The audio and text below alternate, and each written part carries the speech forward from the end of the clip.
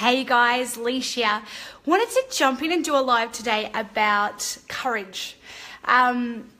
So as part of our ongoing Facebook Live challenge of 15 days of running an exceptional massage business, today I wanted to unpack this topic of courage.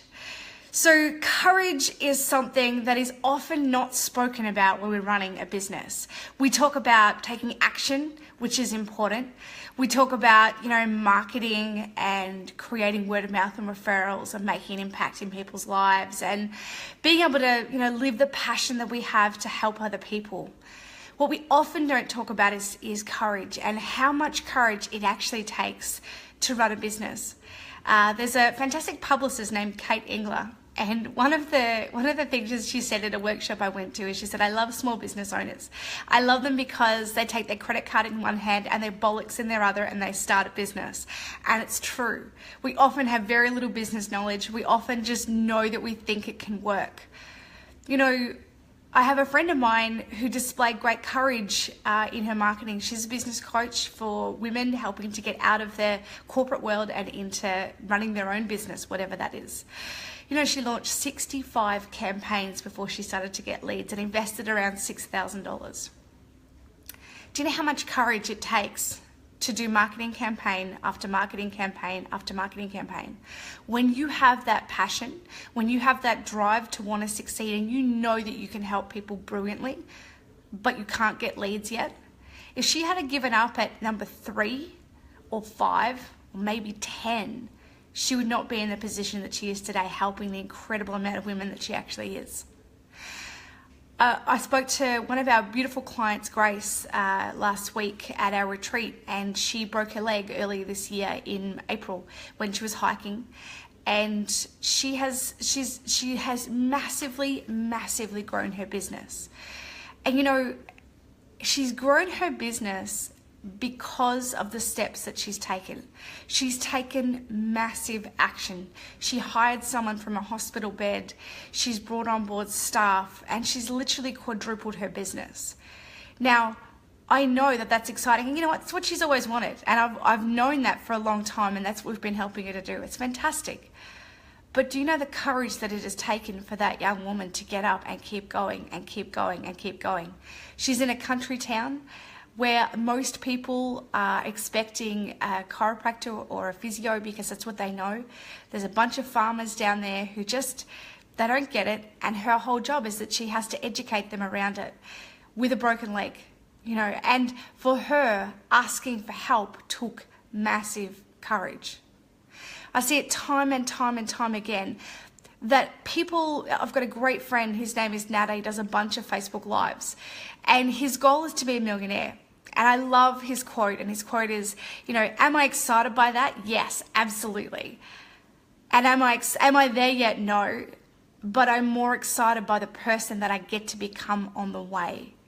That is the courage that I'm talking about when we have business. The other thing that I want to talk to you guys about is this Man in the Arena quote. There's an amazing woman named Brene Brown. If you haven't heard of her stuff, go and check it out because it's awesome. And she talks about the man in the arena. It's a Theodore Roosevelt quote where she said, it's not the critic who counts, and I'm reading this out. It's not the man who points out how the strong man stumbles or where the doer of deeds could have done them better. The credit belongs to the man who is actually in the arena, whose face is marred by dust and sweat and blood, who strives valiantly, who errs, who comes short again and again because there is no effort without error or shortcoming, but who actually does strive to do the deeds, who knows great enthusiasm, the great devotions, who spends himself in a worthy cause, who at the best in the end knows the triumph of high achievement, and who at the worst, if he fails daring greatly. That is the kind of courage that I'm talking about. Because there will be critics. The more successful you become, the more critics you're going to have. And it's okay. Love them through the process. Last weekend we had the AFL Grand Final here in Victoria. And, if you think about this Man in the Arena, there were over, I think nearly 100,000 people watching in the stands and 20, 30, 40 people on the field. It's not the umpire who likes to, try and control the game that won it for the Tigers. It's not the coach who's sitting up on the box or sitting on the absolute sidelines because he's not allowed actually in the game going, come on, you can do this, guys, with the game plan. It's not them who won the game. It's not the people sitting in the arena eating nuts and popcorn, yelling abuse at the elite athletes that are actually on the field.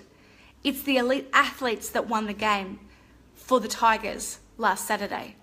And it takes so much courage to show up. And if people are having a massive go at you, if you have critics, it could be family, maybe it's other potential therapists, maybe there are other people who have different views from you. Ask yourself this question: are they in your arena? And if they are not, love them back again, but do not take any notice to what they're saying, because they're not in your arena and they haven't earned the right to hear your story. So if you have critics, the biggest critic we have is usually sitting between our ears. If we spoke to our best friend the way that we speak to ourselves, we probably wouldn't have a best friend for very long.